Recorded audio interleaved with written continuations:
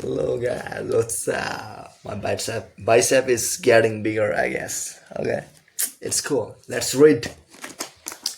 Law 45. Preach the need for change, but never reform too much at once. Judgment.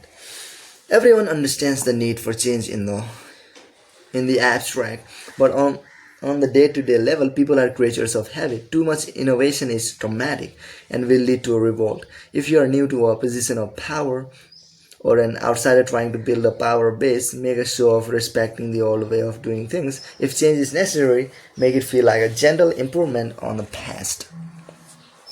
Transgression of the law. Sometime in the early 1520s, King Henry the Eighth of England decided to divorce his wife Catherine of Aragon because she had failed to bear him a son, and because he had fallen in love with the young and comely Anne Boleyn. The Pope Clement the Seventh opposed the divorce and threatened the king with excommunication. The king's most powerful minister, Cardinal Wolsey, also saw no need for divorce, and his half-hearted support of the king cost him his position and soon his life. One man in Henry's cabinet, Thomas Cromwell, not only supported him in his desire for a divorce but had an idea for realizing it. A complete break with the past, he convinced the king that by severing ties with Rome and making himself the head of a newly formed English church, he could divorce Catherine and marry Anne. By 1531, Henry saw this as the only solution to reward Cromwell for his simple but brilliant idea. He elevated this son of a blacksmith to the post of royal councillor. By 1534, Cromwell had been named the king's secretary, and as the power behind the throne, he had become the most powerful man in England. But for him, the break with Rome went beyond the satisfaction of the king's carnal desires. He envisioned a new Protestant order in England, with the power of the Catholic Church smashed and its vast wealth in the hands of the king and the government. In that same year, he initiated a complete survey of the churches and monasteries of England, and as it turned out, the treasures and monies that the churches had accumulated over the centuries were far more than he had imagined. His spies and agents come back with astonishing figures to justify his schemes. Cromwell circulated stories about the corruption in the English monasteries, their abuse of power, their exploitation of the people they supposedly served. Having won Parliament's support for breaking up the monasteries, he began to seize their holdings and to put them out of existence one by one. At the same time, he began to impose Protestantism, introducing reforms in religious rituals and punishing those who struck to Catholicism and who now were called heretics. Virtually overnight, England was converted to a new official religion. A terror fell on the country. Some people had suffered under the Catholic Church, which before the reform had been immensely powerful, but most Baritons had strong ties to Catholicism and to its comforting rituals. They watched in horror as churches were demolished, images of the Madonna and saints were broken in pieces, stained glass windows were smashed, and the church's treasures were confiscated. With monasteries that had succored the poor suddenly gone, the poor now flooded the streets. The growing ranks of the beggar class were further swelled by former monks. On top of all this, Cromwell levied high taxes to pay for his ec- ecclesti- ec- ecclesiastical reforms. In 1535, powerful revolts in the north of England threatened to topple Henry from his throne. By the following year, he had suppressed the rebellions, but he had also begun to see the cost of Cromwell's reforms. The king himself had never wanted to go this far. He only wanted a divorce. It was now Cromwell's turn to watch uneasily as the king began slowly to undo his reforms, reinstating Catholic sacraments and other rituals that Cromwell had outlawed. Sensing his fall from grace in 1540, Cromwell decided to regain Henry's favor with one throw of the dice. He would find the king a new wife, Henry's third wife, Jane Seymour. had died a few years before, and he had been pining for a new young queen. It was Cromwell who found him one Anne of Cleves, a German princess, and most important to Cromwell, a Protestant. On Cromwell's commission, the painter Holbein produced a flattering portrait of Anne. When Henry saw it, he fell in love and agreed to marry her. Cromwell seemed back in favor. Unfortunately, however, Holbein's painting was highly idealized, and when the king finally met the princess, she did not please him in the least.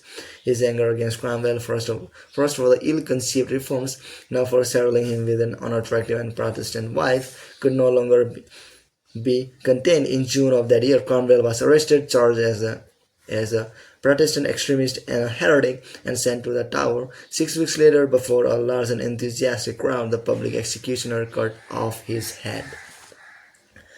Interpretation.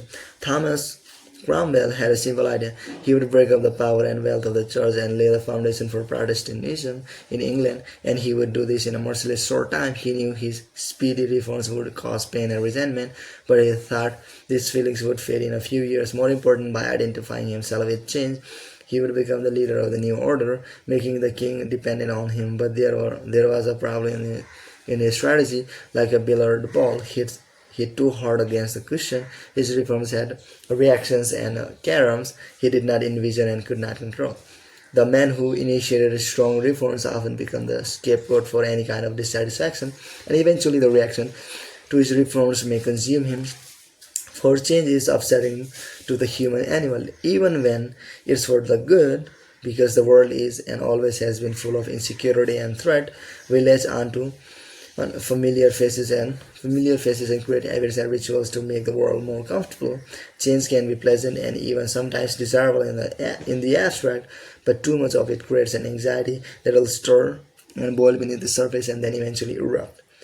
Never underestimate the inherent conservatism of those around you. It's powerful and entrenched. Never let the seductive charm of an idea cloud your reason. Just as you cannot make people see the world your way, you cannot wrench them into the future with painful changes. They'll rebel. If reform is necessary, anticipate the reaction against it and find ways to disguise the change and sweeten the poison.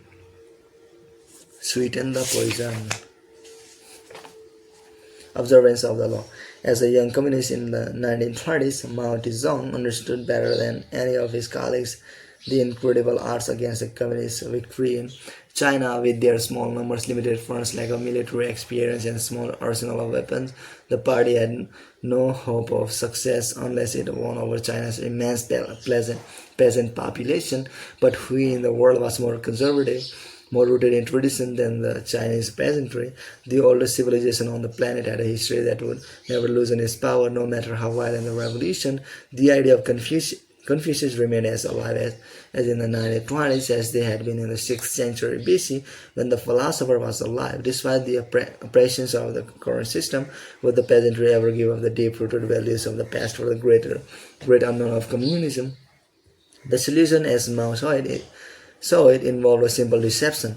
Cloak the revolution in the clothing of the past, making it comforting and legitimate in people's eyes. One of Mao's favorite books was a very popular medieval Chinese novel, The Water Margin, which recounts the exploits of a Chinese Robin Hood and the robber band as they struggle against a corrupt and evil monarch. In China, in Mao's time, family ties dominated over any other kind, for the Confucian hierarchy of father and oldest son remained firmly in place, but the Water Margin preached a superior value, the fraternal ties of the band of robbers, the nobility of the cause that unites people beyond blood. The novel had great emotional resonance for Chinese people, who loved to root for the underdog. Time and again, then Mao would present his revolutionary army as an extension of the robber band in the Water Margin. Like his struggle to the timeless conflict between the oppressed peasantry and an evil emperor, he made the past seem to invalid and legitimize the community's cause. The peasantry could feel comfortable with and even support a group with such root in the past. Even once the party came to power, Mao continued to associate it with the past. He presented himself to the masses not as a Chinese Lenin, but as a modern Zhuge Liang, the real-life 3rd century strategist who figures prominently in the popular historical novel, The Romance of the Three Kingdoms. Liang was more than a great general, he was a poet, a philosopher, and a figure of stern moral rectitude.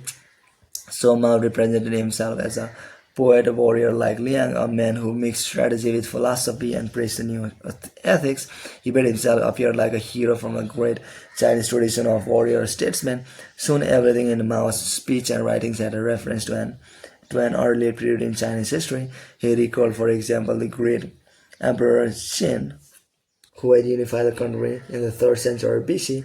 Qin had burned the works of Confucius, consolidated and completed the building of the Great Wall, and given his name to China. Like Qin, Mao also had brought the country together and had sought blood reforms against an oppressive past. Qin had traditionally been seen as a violent dictator whose reign was short. The brilliance of Mao's strategy was to turn this around, simultaneously reinterpreting Qin, justifying his rule in the eyes of present-day Chinese, and using him to justify the violence of the new order that Mao himself was creating. After the failed Cultural Revolution of the 1960s, a power struggle emerged in the Communist Party, in which Mao's main foe was Lin Piao, once a close friend of his. To make clear to the masses the difference between his philosophy and Lin's, Mao once again exploited the past. He cast his opponent as representing Confucius, a philosopher. Lin, in fact, would constantly quote, and Confucius signified the conservatism of the past. Mao associated himself, on the other hand, with the ancient philosophical movement known as legalism, exemplified by the writings of Han Fei-shu. The legalists disdained Confucian ethics. They believed in the need for violence to create a new order. They worshipped power. To give himself weight in the struggle, Mao unleashed a national-wide propaganda campaign against Confucius, using the issue of Confucianism versus legalism to whip the young into a kind of fanciful revolt against the older generation. This grand context enveloped a rather banal power struggle, and Mao once again won over the masses and triumphed over the enemies. Interpretation. No people had a more profound attachment to the past than the Chinese. In the face of this enormous obstacle to reform, Mao's strategy was simple. Instead of struggling against the past, he turned it to his advantage, associating his radical communists with the romantic figures of Chinese history, weaving the story of the War of the Three Kingdoms into the struggle between the United States, the Soviet Union, and China. He cast himself as Zhuge Liang, as the emperor had. He welcomed the